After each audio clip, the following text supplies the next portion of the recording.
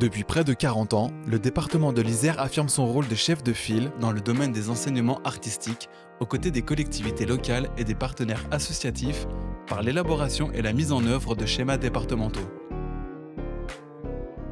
En 2019, il adopte son schéma des pratiques artistiques pour les Isérois pour une durée de 6 ans, de 2020 à 2026, et le fait reposer sur 3 axes: les enseignements artistiques, l'éducation culturelle et les pratiques en amateur.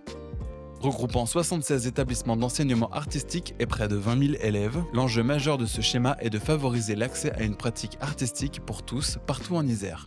Depuis longtemps, le département est engagé justement dans le soutien aux pratiques artistiques, quelles qu'elles soient, que ce soit la musique, que ce soit le théâtre, que ce soit les arts plastiques.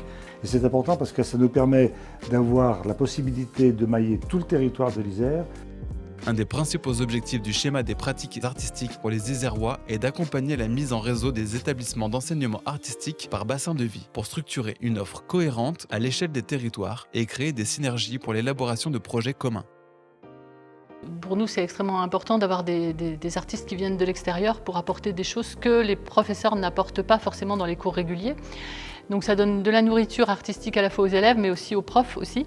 Ça questionne sur les démarches, ça questionne sur ce qui est important, ça questionne sur la pédagogie, sur d'autres répertoires, et ça fait énormément de bien.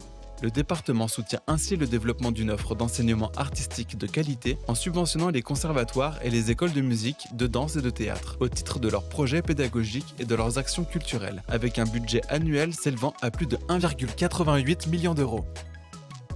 Le département veille également à favoriser l'accessibilité de cette offre pour tous, en particulier pour les collégiens qui peuvent bénéficier jusqu'à 120 € d'aide pour pratiquer une activité artistique à l'année, grâce à la carte Tatou, cofinancée par le département et la CAF de l'Isère.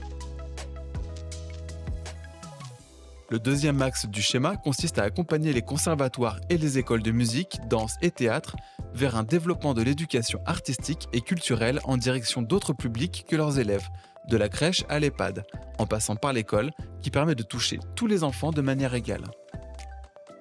Enfin, le troisième axe du schéma consiste à développer l'accès à une offre de pratiques artistiques en amateur, diversifiée et de qualité, en favorisant notamment les liens entre les établissements d'enseignement artistique et les associations de pratiques amateurs.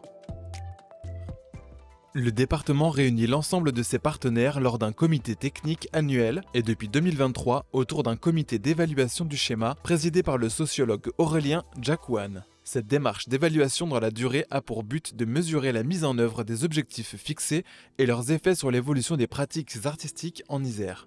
Alors derrière ces 3 axes, en réalité, ce qui se dessine, c'est de favoriser les pratiques artistiques et amateurs sur un territoire. Et c'est un enjeu sociologique majeur, puisqu'aujourd'hui, on a à peu près entre 12 et 15% de la population qui ont des pratiques artistiques à l'échelle nationale. Donc cette politique-là, des schémas, des enseignements artistiques, elle est importante pour arriver à lutter contre ces inégalités d'accès à la culture en général.